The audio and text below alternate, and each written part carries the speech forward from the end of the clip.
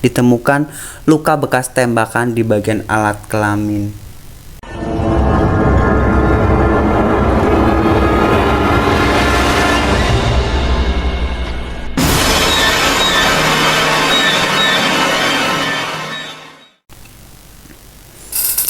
Hai cuy, selamat datang di channel aku Julian Spear. Oke, pada video kali ini aku bakal membawakan sebuah berita dimana kasusnya ini cukup lumayan kita untuk menarik napas cuy. Jadi kasus pembunuhan ini benar-benar kasus tergila yang nyampe sekarang tuh belum terungkap sama sekali cuy.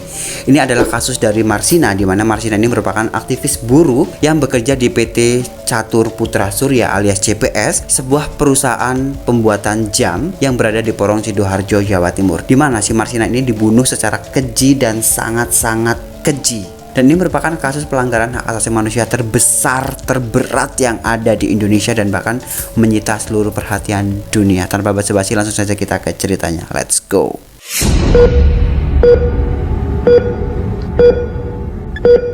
Oke cuy, jadi Marsina ini lahir pada tanggal 10 April tahun 1969 di Nglundo, Nganjuk, Jawa Timur. Jadi Marsina ini merupakan anak kedua dari 3 bersaudara dan semuanya itu perempuan cuy. Kakaknya Marsina ini bernama Marsini dan adiknya bernama Wijiati. Sementara itu, ayah dari Marsina ini bernama Astin dan ibunya bernama Sumini. Jadi semua keluarga dari si Marsina ini tinggal di Nglundo, Nganjuk, Kecamatan Sukomoro, Kabupaten Nganjuk, Jawa Timur. Nah, ketika Marsina ini berusia 3 tahun, ibunya Marsina ini tuh meninggal cuy. Jadi selang tidak beberapa lama, si ayahnya Marsina ini memutuskan untuk menikah lagi. Dan Marsina ini diasuh oleh neneknya yang bernama si Paera. Dan jadi si Marsina ini tinggal bersama bibinya juga dan pamannya. Jadi cuy, sejak kecil si Marsina ini merupakan anak yang pekerja keras cuy.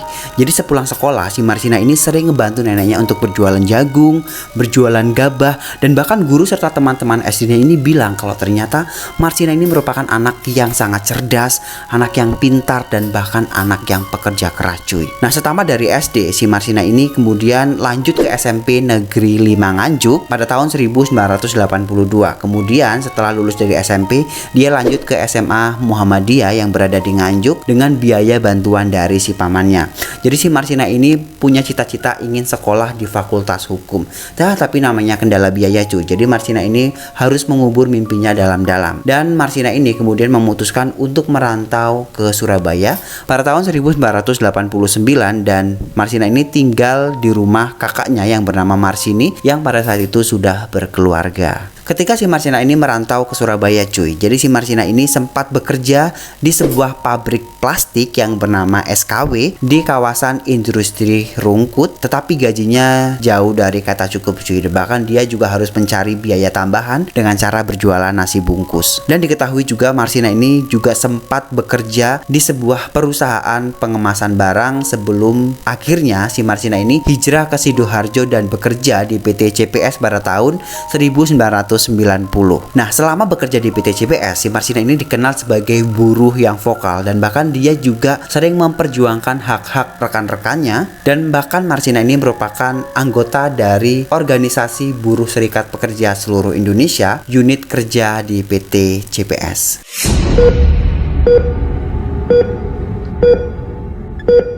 Tepatnya pada awal tahun 1993, pemerintah ini mengeluarkan himbauan kepada para pengusaha yang ada di Jawa Timur cuy. Jadi himbauan ini berisi tentang kenaikan gaji kepada karyawan sekitar 20%. Tapi sayangnya himbauan tersebut tidak segera dilaksanakan oleh para pengusaha yang ada di Jawa Timur. Dan salah satunya adalah perusahaan PT CPS di mana Marsina ini bekerja. Nah, hal tersebutlah justru yang membuat unjuk rasa cuy. Jadi para buruh ini menuntut kenaikan upah tersebut. Nah, tepatnya pada tanggal 2 Mei tahun 1993, ternyata si Marsina ini terlibat di dalam sebuah rapat perencanaan yang digelar di Tanggulangin, Kabupaten Sidoarjo. Tepatnya pada tanggal 3 Mei tahun 1993, para buruh ini mencegah teman-temannya ini untuk melakukan aksi mogok cuy. Namun, Komando Rayon Militer alias Koramil ini langsung turun tangan untuk mencegah aksi mogok tersebut cuy. Nah, keesokan harinya para buruh ini langsung mogok total dan mengajukan 12 tuntutan kepada PT PT CPS.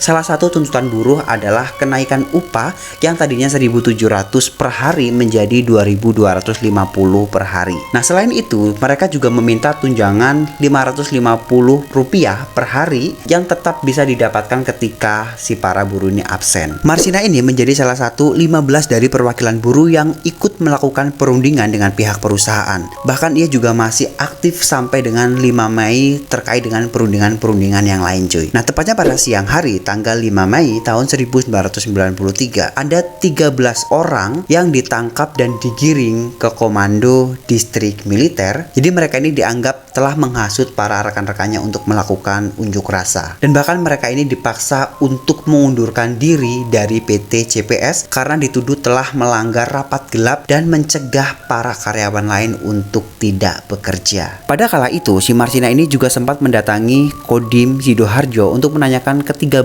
rekannya yang sebelumnya sempat digiring ke sana cuy. Namun pada tanggal 5 Mei, tepatnya jam 10 malam, si Marsina ini dikabarkan menghilang dan tidak ada satu orang pun yang mengetahui keberadaan si Marsina. Kemudian tiba-tiba jasadnya Marsina ini ditemukan di sebuah gubuk di daerah Wilangan Nganjuk, Jawa Timur, sekitar 200 km dari tempat di mana si Marsina ini bekerja, tepatnya pada tanggal 9 Mei tahun 1993 dengan kondisi yang sangat mengenaskan cuy.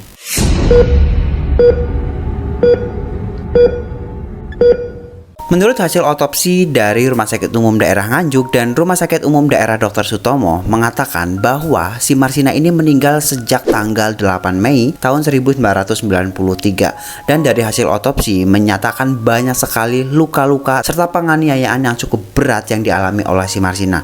Yang pertama adalah tulang kemaluan kiri patah berkeping-keping, tulang kemaluan kanan patah, tulang usus kanan patah sampai terpisah, tulang selangkangan kanan patah seluruhnya, labia minora robek dan ada serpihan tulang. Ditemukan luka 3 cm di bagian dalam alat kelamin, ditemukan pendarahan di dalam rongga perut, ada luka tembak di bagian alat vitalnya. Pada leher dan pergelangan tangannya si Marsina ada bekas pukulan hingga menyebabkan ia menderita luka dalam.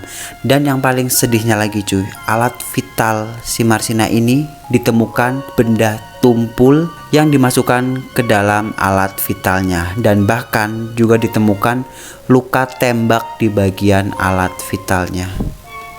Gila, aku nggak bisa ngebayangin seberapa sakitnya Marsina ini disiksa dan segitu banyaknya luka-luka yang dialami oleh si Marsina ini sih bener-bener sadis banget sih pembunuhnya, si gila ini, si gila.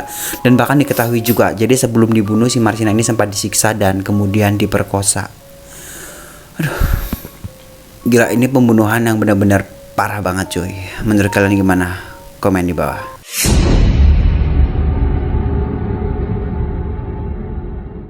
Jadi cuy, dalam proses penyelidikan banyak sekali kejanggalan-kejanggalan yang ditemukan, mulai dari motif pembunuhan yang sampai saat itu masih simpang siur hingga peristiwa penyiksaan serta penyekapan yang dilakukan oleh Marsina. Nah, jadi ada sekitar 142 orang dan diketahui 9 dari 142 orang tersebut yang diperiksa mendadak menghilang sejak 1 Oktober dan muncul kembali 18 hari tepatnya pada tanggal 19 Oktober tahun 1993 dan menyandang sebagai status tersangka. Nah, kejanggalan yang pertama, jadi menurut hasil visum pertama ini tidak sesuai dengan standar, dimana karena ini hanya bersifat parsial. Yang kedua cuy, barang bukti berupa balok ketika proses peradilan ini tidak sesuai yang digunakan untuk menyodok alat vital dari si Marsina.